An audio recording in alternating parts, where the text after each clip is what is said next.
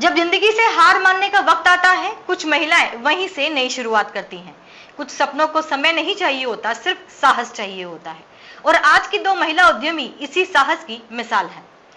नमस्कार, मैं हूं रजनी कौर और आपका स्वागत करती हूं न्यूज अफेयर 24 और कैट वुमन विंग्स की खास प्रस्तुति उड़ान वुमन एंटरप्रेन्योर सीरीज में। हम आपको मिलवा रहे हैं दो ऐसी ही महिलाओं से जिन्होंने न सिर्फ खुद को खड़ा किया बल्कि समाज को एक नई सोच और दिशा दी। पहली है डॉक्टर प्रियंका पारिक, जिन्होंने कायाकल्प नेचर क्योर के माध्यम से 2500 से अधिक लोगों को बिना दवा के स्वस्थ जीवन की राह दिखाई। दूसरी है मारिया मंसूर अली, जिनकी मारिया फ्रेग्रेंस ब्रांड ने प्राकृतिक खुशबू को आत्मविश्वास और आत्मनिर्भरता की पहचान बना दिया। तो चलिए जानते हैं इनकी जिंदगी की वो बातें जो सिर्फ एक ब्रांड की नहीं बल्कि एक सोच की कहानी कहती हैं। बहुत बहुत शुक्रिया और बहुत बहुत अभिनंदन है आपका हमारे चैनल पे और इस खूबसूरत से प्रोग्राम में। तो चलिए हम शुरुआत करते हैं आपसे। एक सबसे पहला सवाल जो मेरा ये है कि कैट वुमन विंग से आप दोनों कैसे जुड़ी और जुड़ने के बाद आपके व्यवसाय में क्या बदलाव आया? पहले प्रियंका जी आप बताएं।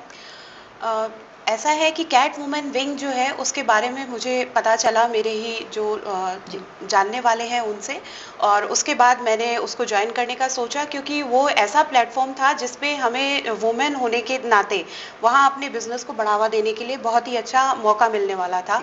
दूसरा, इसमें विजय लक्ष्मी जी गलुंडिया और जो सोनू जैन है वो मेरे बहुत ही अच्छे रिलेटिव्स मान लो या जानकार मान लो, और उनका इतना अच्छा सपोर्ट रहता है। वो हर एक पड़ाव पे कदम पे हमारे साथ रहते हैं और कहीं भी हमें कोई भी चीज की जरूरत होती है तो वो चीज हमें अवेल भी करवाते हैं।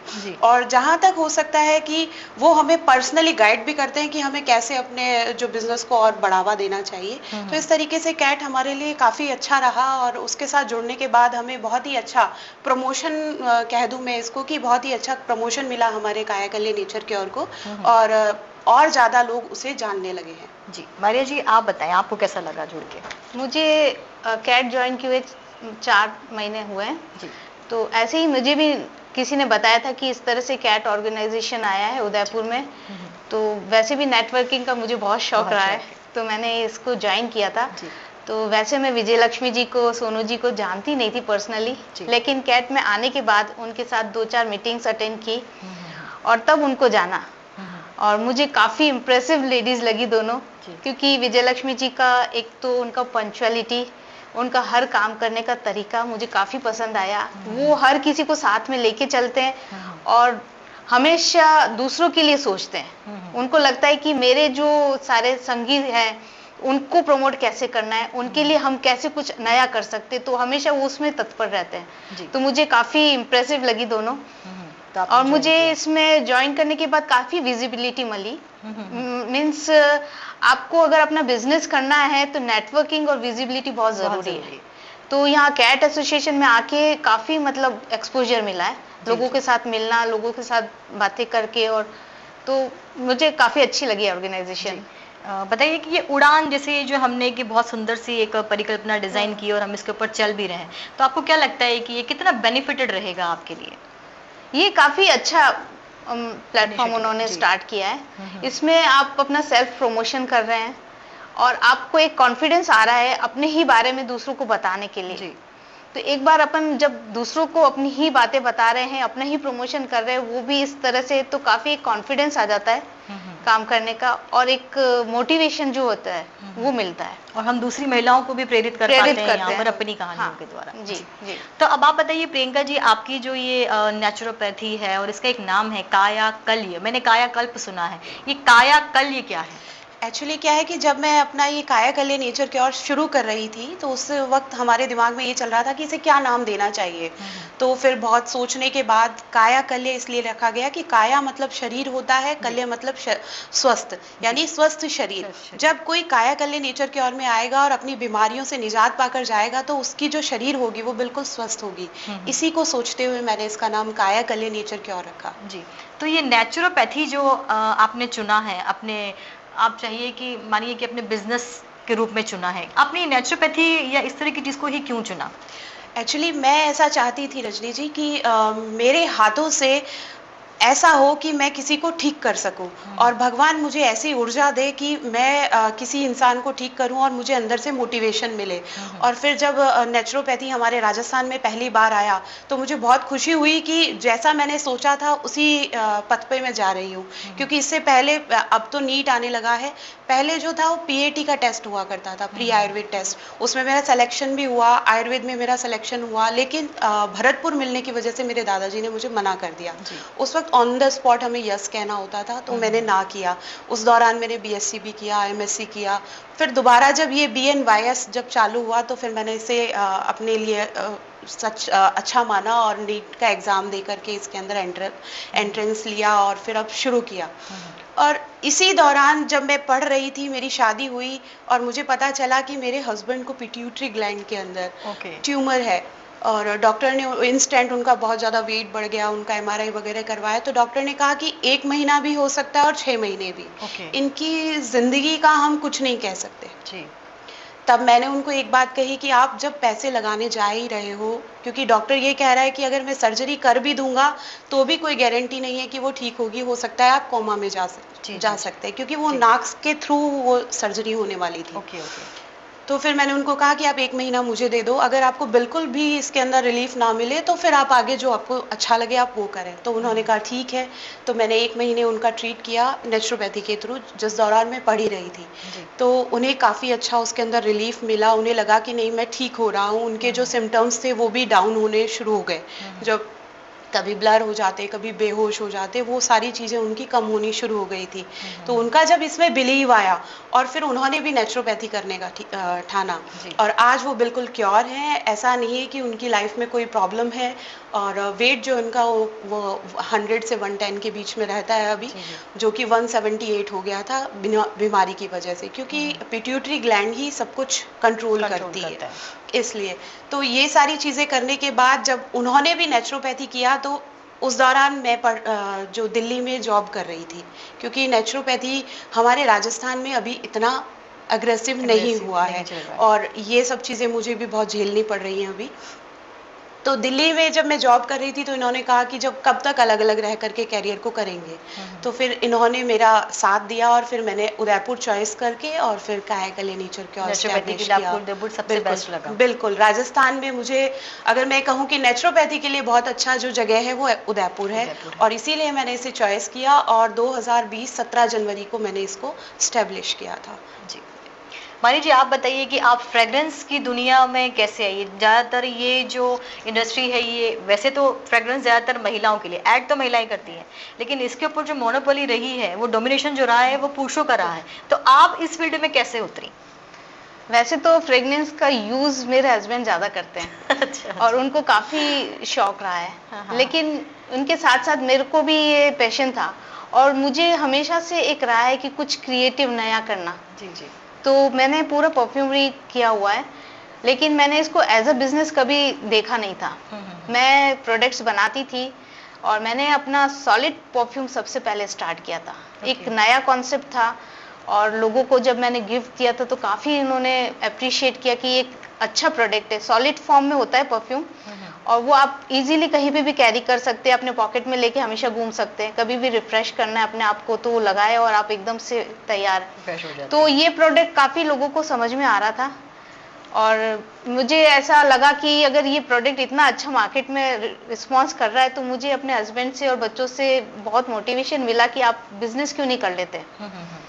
तो मैंने ये 2022 से स्टार्ट किया मेरा अपना बिजनेस एज अ प्रोफेशनल। मैंने इसको बनाना स्टार्ट किया, उसमें फिर हमने काफ़ी सारे प्रोडक्ट ऐड किए, जैसे परफ्यूम्स, स्प्रे परफ्यूम्स है, सॉलिड परफ्यूम्स, रोल ऑन अतर्स और उसके साथ रूम फ्रेशनर, कार फ्रेशनर। तो ये सारे हम लोगों ने प्रोडक्ट्स रेंज धीरे धीरे बढ़ते गए, जैसे मार्केट डिमांड्स आती गई, लोगों को एप्रिसिएशन मिलता गया, हमने अपने प्रोडक्ट्स इंक्रीज किए। तो एज अ हॉबी मैंने अपने बिजनेस को शुरू किया और वो एक पैशन है तो वो बन गया। जैसे आर्टिस्ट कैसे लोग रंग के साथ खेलते हैं, कलर्स मैच करके, और वैसे फ्रेग्रेंस के साथ हम लोग खेलते हैं। तो फ्रेग्रेंस के साथ प्ले करना भी एक पैशन है। तो वो मैंने स्टार्ट किया था और इसमें हम लोग अलग अलग फ्रेग्रेंस को मिक्स करके और उसको मैच्योर करते हैं। मैच्योरिटी के बाद पता चलता है कि वो फ्रेग्रेंस कैसा कम आउट होता है। तो जैसे बाहर आती है फ्रेग्रेंस तो पता चलता है कि हाँ ये काम कर रहा है। कई बार इसको डिस्कार्ड भी करना पड़ता है कि नहीं काम नहीं कर रही, तो फिर दूसरा नया बैच बनाना पड़ता है। तो स्मॉल बैच पे हम काम करते हैं और उसके बाद जब वो बैच वाकई अच्छा निकलता है तो फिर हम बल्क में उस पर काम करते हैं। तो फिर क्या बल्क में आपकी जो बनाते हैं। फ्रेग्रेंस है वो सारे केमिकल फ्री हैं? जैसे कि आजकल मार्केट में काफी सारे फ्रेग्रेंस चल रहे हैं, काफी डिओज है, परफ्यूम्स है, काफी सारी चीजें चल रही है, वो सब केमिकल बेस्ड होती है जो हमारी बॉडी को भी काफी नुकसान नहीं, पहुंचाती है। मैं ये नहीं कहूंगी कि केमिकल फ्री है, अल्कोहल फ्री है। ये हमारा है कि नॉन अल्कोहलिक है, बट केमिकल्स, क्योंकि आजकल जो फ्रेग्रेंस जो बन रही है ना वो सिंथेटिक फ्रेग्रेंस होती है, जी जी, जो लैब प्रिपेयर्ड होती है।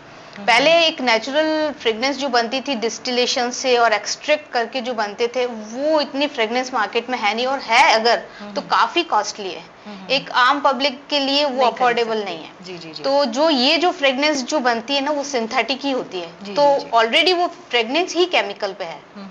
और उसके साथ जैसे फिक्सेटिव्स, बूस्टर्स हम लोग डाल के उसको लॉन्ग लास्टिंग बनाते हैं, तो वो ऑलरेडी सारे केमिकल्स मिक्स होते हैं उसमें। बस ये है कि कोई हार्श केमिकल हम यूज नहीं करते जो बॉडी को रिएक्ट करे या बॉडी के ऊपर कोई उसका नेगेटिव इफेक्ट आए। जैसे अल्कोहलिक प्रोडक्ट्स में भी कोई प्रॉब्लम नहीं होती, लेकिन अल्कोहलिक में क्या होता है, एक लॉन्ग रन में आपको रैशेज या इचिंग की प्रॉब्लम आ जाती है जब आप बॉडी पे डायरेक्ट अप्लाई करते हैं।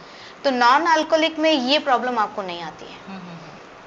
और दूसरा ये होता है कि ये फ्रेग्रेंस जब हम लोग बनाते हैं ना, तो इसके अंदर क्या फिक्सेटिव्स, क्या केमिकल हम ऐड कर रहे हैं उस पर बहुत ज्यादा ध्यान देते हैं कि ऐसा कोई केमिकल यूज ना करे जो सस्ता है लेकिन आपको लॉन्ग टर्म में फिर बॉडी पे रिएक्ट कर रहा है, या फिर हार्श कोई ऐसे सेंसिटिव स्किन है, आपने लगा दिया, पता चला रैशेज हो रहे हैं। तो ये सब चीज हम बहुत उसको ध्यान में रख के हम लोग प्रोडक्ट बनाते हैं अपना। जी, तो जैसे कि आप फ्रेग्रेंस की दुनिया में आई हैं, तो काफ़ी सारी चुनौतियाँ एज अ वुमन एंटरप्रेन्योर आपने फेस की होंगी, तो कोई ऐसी चीज़ है जो काफ़ी आपको कभी विचलित करके आपको लगा कि नहीं मुझे नहीं करना है?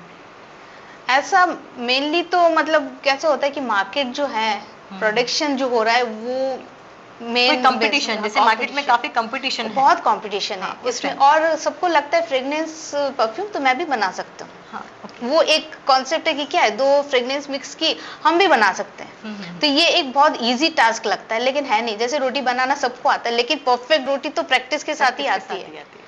तो ये भी मतलब वो ये कि आप प्रैक्टिस कर रहे हैं, आपको फ्रेग्रेंस की नॉलेज है और आप उसके ऊपर काम कर रहे हैं, तो धीरे धीरे आपको परफेक्शन आती है जी।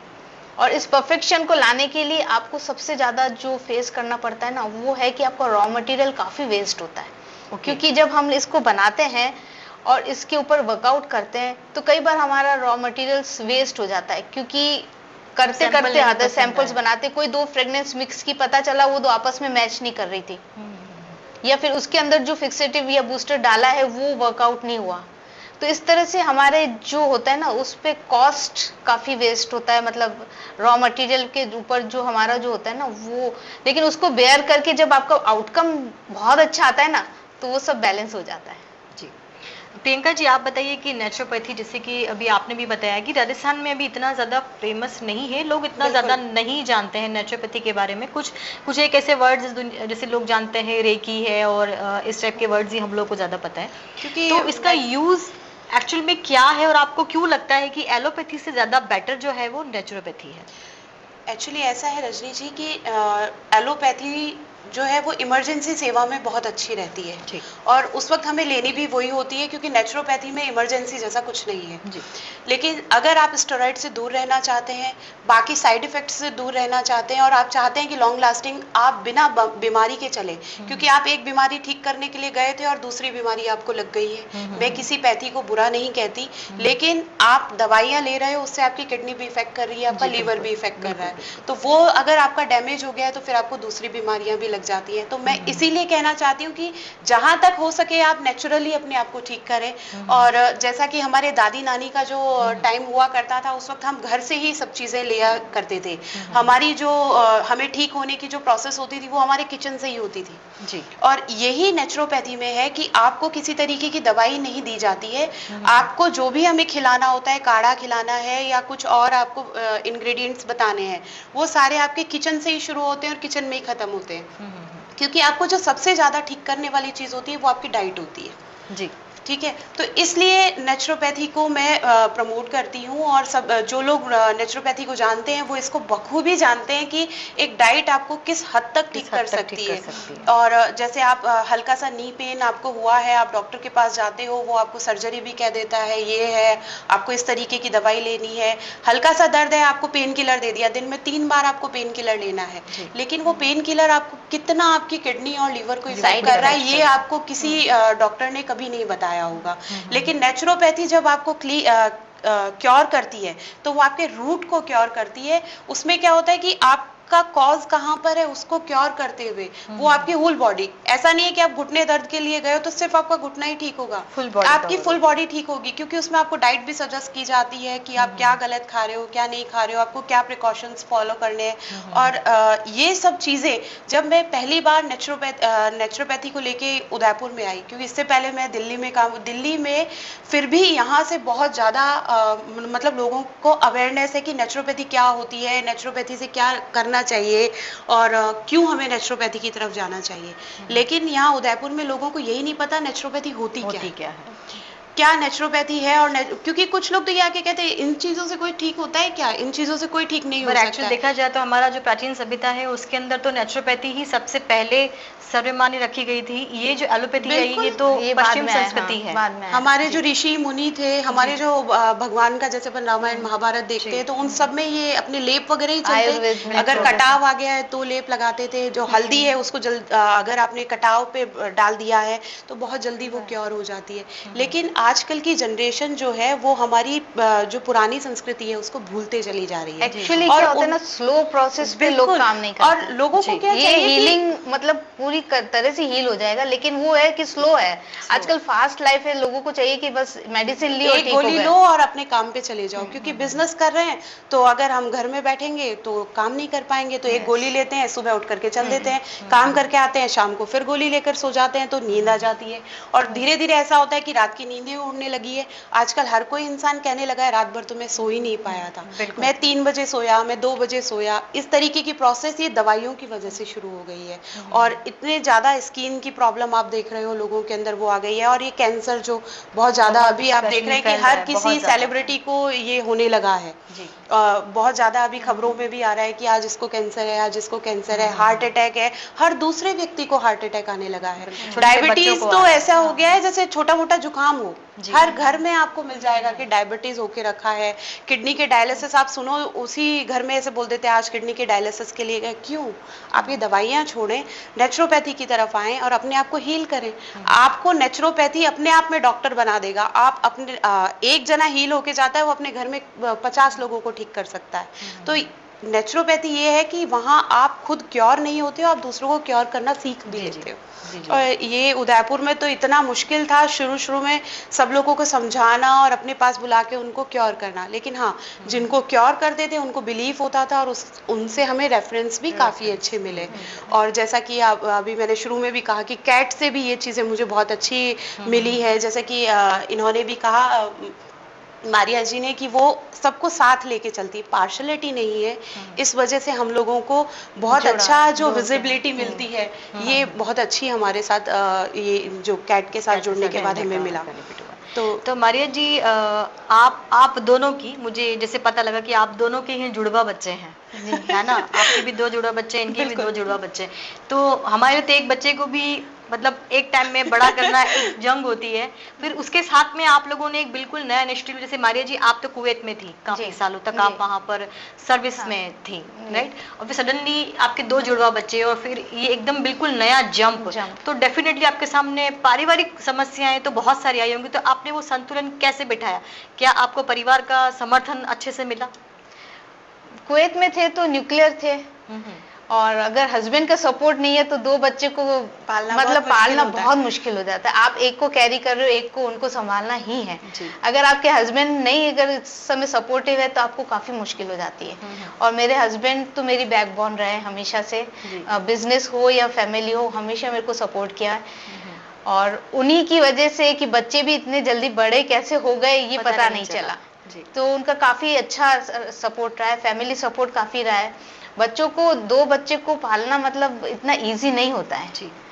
और जब बहुत ज्यादा बेबीज होते हैं ना तब उनको केयर करना, क्योंकि दोनों को रोना भी साथ होता है, उसके भूख भी बावजूद साथ आपने लगती इतना है। चैलेंजिंग कैरियर चुना है फ्रेग्रेंस, जिसके अंदर आपको काफी सारा क्रिएटिव होना जरूरी है, मतलब जहाँ दिमाग और दिल दोनों में सामंजस्य बहुत जरूरी, तो कैसे मतलब ये किया? तो डेफिनेटली पीछे आपके बैकबोन आपके पतिदेव रहे। जी जी, वो बोलते हैं ना कि एवरी सक्सेस के पीछे विमेन होती है, तो हमारी सक्सेस के पीछे मैंने मैंने तो यहाँ पर मैं आपसे एक थोड़ा सा सामाजिक प्रश्न भी पूछना चाहूंगी कि जिस तरीके से अभी हमारी संवेदनाएं हम देख रहे हैं कि अब जो हमारा समाज है उसके अंदर संवेदनाएं काफी हद तक खत्म हो चुकी है, जिस तरीके से अपराध अभी हमारे सामने आ रहे हैं, महिलाओं की संवेदनाएं भी खत्म हो चुकी है, तो उस बारे में आप कुछ कहना चाहेंगे कि इसके पीछे आप क्या वजह मानती है? मेंटल प्रेशर बहुत हो जाता है लेडीज के ऊपर। एक तो ये है कि लेडीज का जो एक्सपोजर है वो दबा दिया जाता है। जी, कई बार क्या होता है कि किसी फैमिली का सपोर्ट नहीं है, कुछ नहीं है, लेडीज को भी बहुत कुछ करना होता है, लेकिन उनको कहीं ना कहीं दबाया जाता है। या तो वो लड़की है तो तुम ये मत करो, लड़की है तो वो मत करो, काफी सारी बाउंड्रीज, काफी सारे ऑब्स्टिकल्स उसकी लाइफ लगा देते हैं। जी, तो एक तो वो फ्रस्ट्रेशन होता है, और फिर अगर उनको आगे जाके कहीं ना कहीं वो फ्रस्ट्रेशन जो ब्लास्ट होके आता है ना, तो उसका रिजल्ट ये जो बड़े बड़े क्राइम्स हैं उसमें कन्वर्ट हो रहा है। और उसके पीछे लेक ऑफ एजुकेशन भी है। जी, अगर एजुकेटेड है तो वो कम अप कर लेंगे उससे, वो कहीं ना कहीं दूसरा रास्ता निकालेंगे, कहीं ना कहीं से अपने आप को संभाल देंगे। ऐसी बात नहीं कि मुसीबत किसी के ऊपर नहीं है, सभी पे आती है, सभी के ऊपर कुछ ना कुछ प्रॉब्लम्स होती है, लेकिन उसको फेस तभी कर सकते हैं जब आप एजुकेटेड है।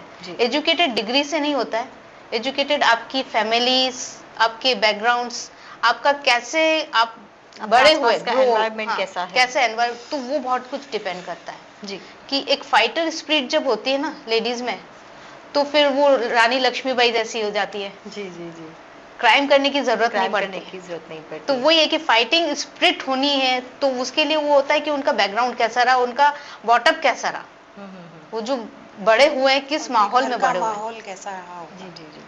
और आप बताइए, आपके भी 2 जुड़वा बच्चे रहे हैं, तो 2 जुड़वा तो बच्चे रहने के साथ चैलेंजेस बहुत आए हैं, लेकिन मेरे हस्बैंड हमेशा मेरे साथ रहे हैं। जैसा कि वो अभी मेरे साथ नेचुरोपैथी में भी है और मेरे बिजनेस को भी संभाल लेते हैं, और जैसे अभी मैं आपके साथ हूँ तो घर में मेरे बिजनेस को संभालना और साथ में मेरे दोनों बच्चों को संभालना, तो दोनों काम वो कर रहे हैं। तो इसलिए अगर वो ना हो तो शायद मैं ये सब कर नहीं पाऊँ, और कर भी रही हूँ तो फिर मुझे थोड़ा सा धक्के लगा लगा के करना पड़ेगा, कहीं रुकना पड़ेगा, कहीं संभलना पड़ेगा, लेकिन ये सब ना करना पड़े इसके लिए वो बराबर मेरे साथ चलते हैं।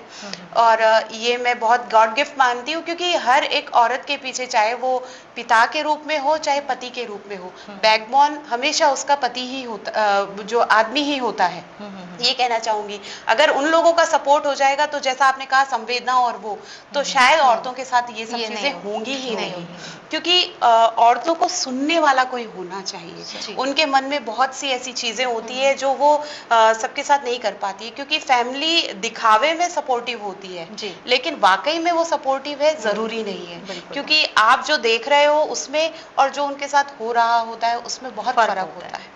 तो वो चीजें, क्योंकि 2 लोग जब सामने खड़े होते हैं सब प्यार से बोलते हैं, लेकिन पीठ पीछे क्या होने वाला है वो किसी को नहीं पता। तो संवेदनाएं और भावनाएं जो उनके अंदर छुपी हुई होती हैं, अगर उनको कोई सुनने वाला मिल जाए, समझाने वाला मिल जाए, तो ये सब चीजें भी नहीं होंगी। तो मेरे साथ भी ऐसा ही कि ये स्ट्रगल वगैरह जो चलता रहता है उसमें जब पति का सपोर्ट मिल जाता है, पहले जैसे जब पढ़ रहे थे उस वक्त कुछ भी स्ट्रगल होता था या कुछ प्रॉब्लम होती थी तो पिता सामने रहता है, वो हर चीज में हमें सपोर्ट करता है, नहीं बेटा बाहर जा रही हो, ये दिक्कत आ रही है, आपको ये करना है। तो वो सब चीज़ें कि स्ट्रगल तो सबके साथ होते हैं, लेकिन मुझे गॉड गिफ्ट है कि मेरे पिता और पति का बहुत ही सहयोग मिला।